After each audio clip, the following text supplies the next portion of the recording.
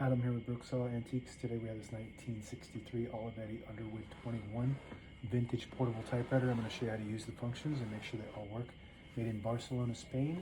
These are also made in Italy and one of the top typewriters of all time. This is basically an Olivetti Terra 22 on steroids.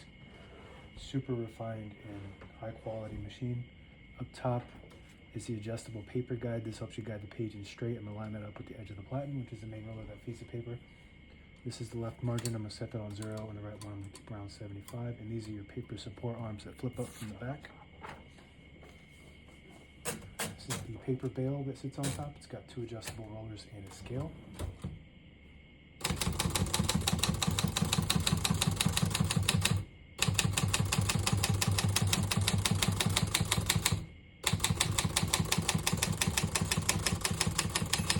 Once you hear the bell, you're near the end of the margin. Hit this line space, get you back to the beginning. It skips 1, 1.5, or 2 spaces. Let's see what we have here. 1 skips 2 half spaces, 2 skips 3 half spaces, 3 skips 4 half spaces, and 4 skips 6 half spaces, and 0 skips no spaces. We'll show you that one later. We're going to keep that on single and finish typing.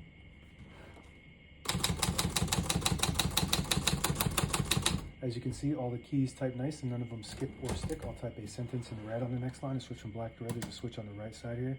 Flip that down to the red indicator. It prints the bottom portion of the ribbon, which is red. When you have it in the middle on the white indicator, it prints no ink at all. It just leaves a stencil for copying purposes. When you have it up top on the blue indicator, it prints the top portion of the ribbon, which is black. We're going to move that down to red.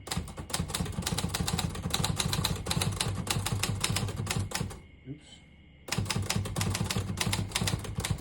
Beautiful. Got a super cushiony feel, just like the Terra 22 has, but this one feels a little bit more precise. It just feels more tight. Print, this is about as good as it gets when it comes to print quality, by the way. Doesn't get much better than that with clarity. Pica typeface prints 10 characters per inch, but this is just special.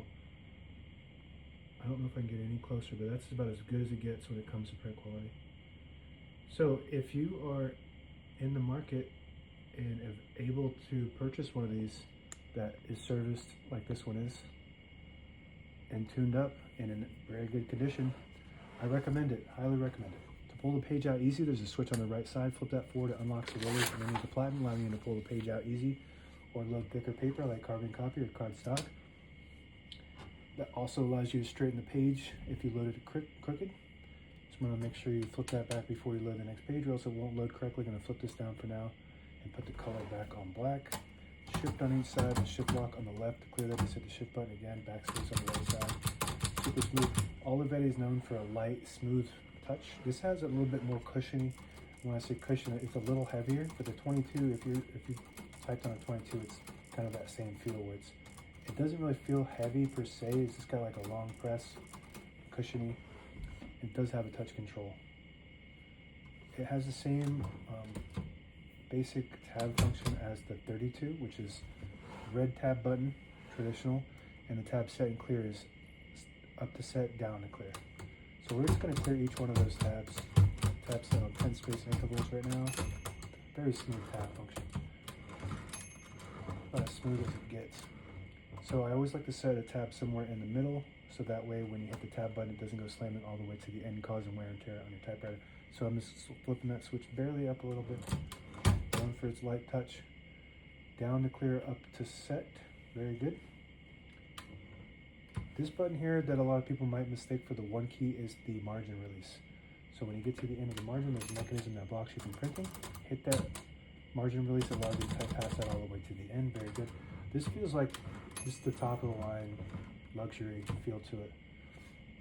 All right, the 1 key traditionally on most typewriters is the lowercase l, and then the exclamation point is the shift 8, which is the apostrophe. You backspace it and then period underneath.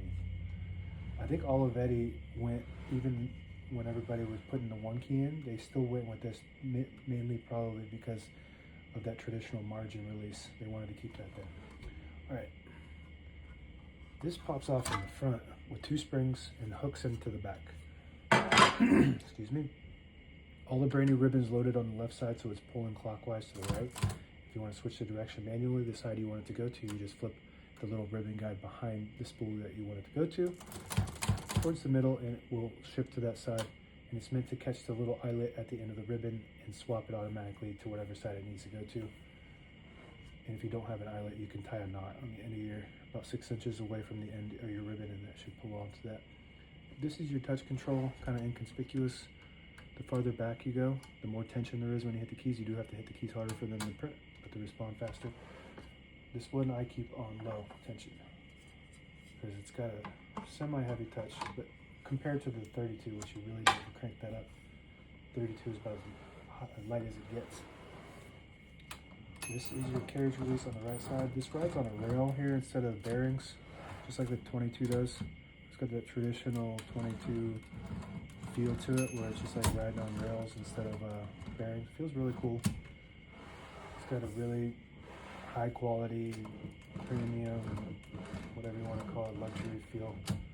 Carriage release on the left side, and what we did earlier is put it back on 0, disables the spacing. When you turn the knob so you can get to an exact spot on the page, you put it back on the 1, you get the clicks. Each one of those clicks is a half a space, and the same concept with this button here, you push it in, it disables the spacing, let it go, you get the clicks. You just want to be careful when you do that because you will lose your line. And that's it, now available. Oh, forgot this. This is your carriage lock. You flip that up, locks the carriage in the middle, so when you have it in the case, it doesn't bang around in there causing any kind of damage to your internal components. You flip it down, unlocks it. This is about as big as it gets when it comes to portables. It's got a really big case, mostly I would say for protection and storage, but if you want to carry this thing around town, it probably weighs about 25 to 30 pounds. Now available on eBay or Etsy, search Brooksaw Antiques.